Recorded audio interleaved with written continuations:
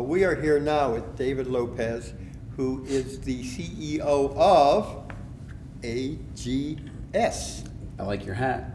I do too, David. Wear that in all your interviews today, please. I will. Good deal. Especially your competitors. Yes, that's right.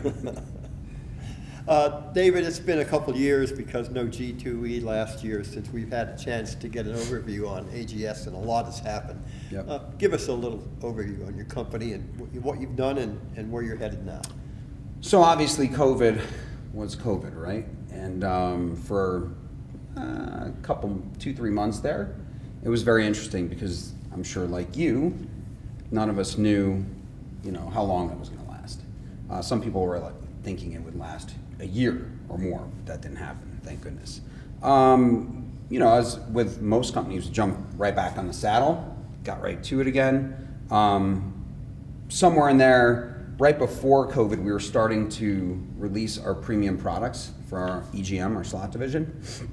So that went very well. Once, I can't say post-COVID, but once we reopened as an industry, we started to really place a lot of our Star Wall product.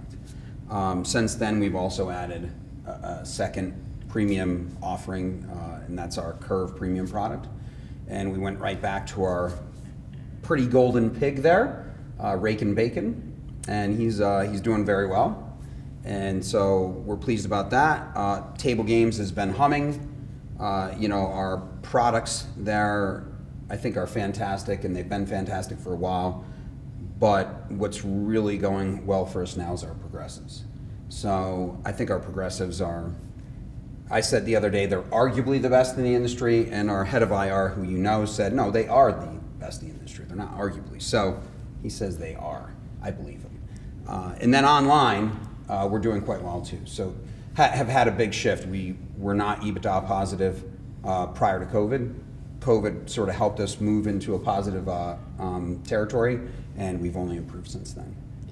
The slot surveys that we co-produce with Eilers-Fantini consistently show that your games are popular. Yeah. What's the secret sauce? They're all my ideas, right? The secret sauce is they keep me as far away from the games as possible. I think that actually we've been improving of late too. I'm sure you take a peek at those every now and then, but been on a nice little hot streak. Secret sauce is our team. It's the folks that people hire people, and those people hire other people, and those people work with good people. And at the end of the day, between them putting together great teams and trying, and at their level, having their own culture within R&D and within game development, I think that the secret sauce is the folks. It's never anything else. There's no robots or anything else doing the work. It's just folks. One of the stories for AGS during your time here has been growing beyond the original Class 2 base. Yeah. And you've added electronic table games. You've gone online. You have expanded your product line, as you discussed earlier.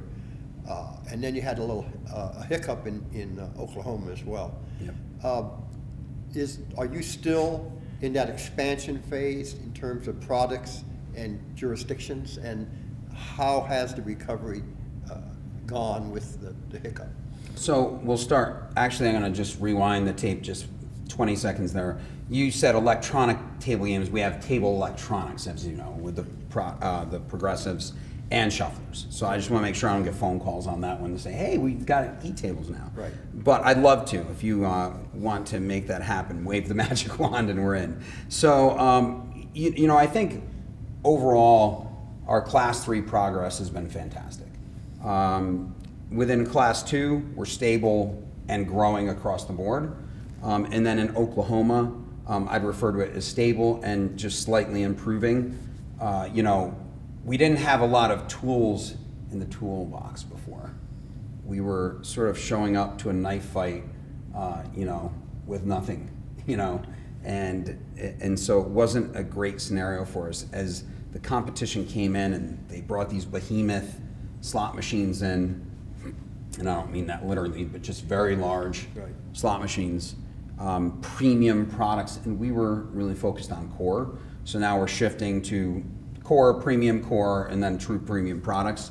and that's going well for us so far. So Oklahoma is stabilized and improving.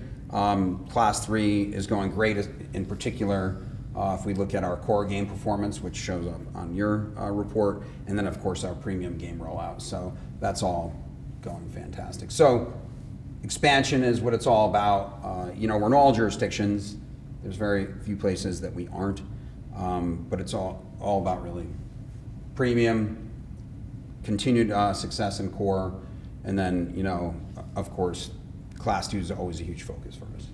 You had mentioned COVID earlier, and one of the things that COVID has done is been responsible for, or at least the reactions maybe it is to COVID, have been responsible for supply chain disruptions in all industries. How has AGS been affected, and how are you working through it? It's all fake news, Frank. I don't know what they're talking about. We did well. It probably didn't even show up as a blip on the radar until recently. Mostly because as COVID was starting to happen, I think that our ops team and our sourcing guys did the best they can to not only order parts and try to project where things might go. They're real pros. They build relationships and do their best to make sure that we're high in the queue. But it's going to affect everybody. I drive by the Audi dealership, and there's 3 cars in the lot. Don't drive by Porsche, there's 2. If you want a new car, good luck, right? I think it's pretty indicative of where things are. When will it recover? Who knows?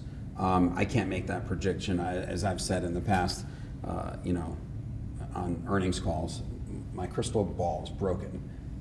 But I would assume it's going to go through a good chunk of 22, just a good piece of it. The other thing that COVID affected last year was casino budgets, because companies were trying to save every dollar that they could, not knowing what the future would bring. Are those budgets loosening now? Yeah. I almost believe when the casinos reopened and they were establishing record after record after record, you would have thought that maybe in those times the budgets would have turned right back on. But I believe that between the velocity of the business that was in its recovery, the velocity of the business was tremendous. Trying to maintain or add staff, or some combination of the two, there wasn't a lot of time for saying, hey, David, we'd like some more of this, or someone at IGT, Every, Cy Games, Aristocrat. They didn't have a lot of time for it. I think it was probably chaos is the only way I could think of it. Non-operators, so I don't know exactly, but now we're settling in and we're starting to see the money flow. And so capital budgets are coming back, there's no doubt. Great. Your stock is still below what it was at your IPO. So you're buying it, right? I have been a buyer. All right, there we go. Enough said. We're in business. What do you tell investors today? This is a great question for our head of IR, Brad Boyer, but he hits this constantly. He said if you look at either our trailing multiple or our forward multiple, how we have stabilized Oklahoma, which some folks, I think have unnecessary jitters about.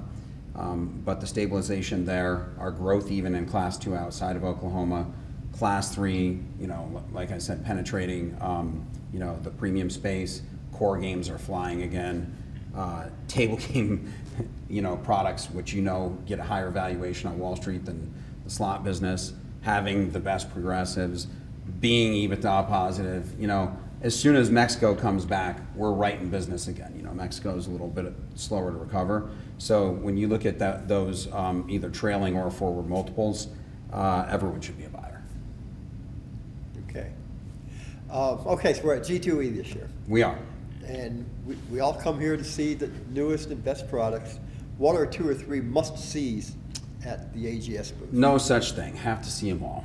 You got to see them all. I'd say if you only have 2 or 3 minutes, then you've got to. I think it'd be great for customers, especially in the table game space, to come check out our new shuffler. We have shown it in prototype form before. we're very close to, we'll call it production level now, but it's installed. Versus in the past when we showed it, it was a prototype. What do you think? How can we improve? You know, are the features there for you? Pricing, everything. And so now it's installed. We've got it installed sort of in your neck of the woods, doing very well early on. We'll do the right thing and roll it out the right way. Some old fellow I used to work for made sure I did that. We'll do the same thing now, right? So the shuffler is fantastic. I think take a look at the progressives too, because they are incredible. Our Curve Premium product will be in the booth, and you know, I think that just our core offerings in general, we have some core games that are outperforming premium products on the floor.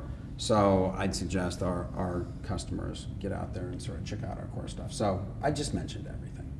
Come see it all. You just did. Yeah. And keep buying stock. That's right. What else final things would you like folks to know about AGS? Hey, everything I just sort of stated, that this isn't sort of a recovery story. This is almost a valuation story at this point. You know, in 22, we're going to be in a very good spot. Great momentum on products, new products that have never really seen the light of day before, like the shuffler, but it's just getting launched now. So I think there's a lot of upside for the company, and you know, I couldn't be any happier where we sit right now. And then now we hope COVID dies a miserable, fast death in its sleep, right? Right.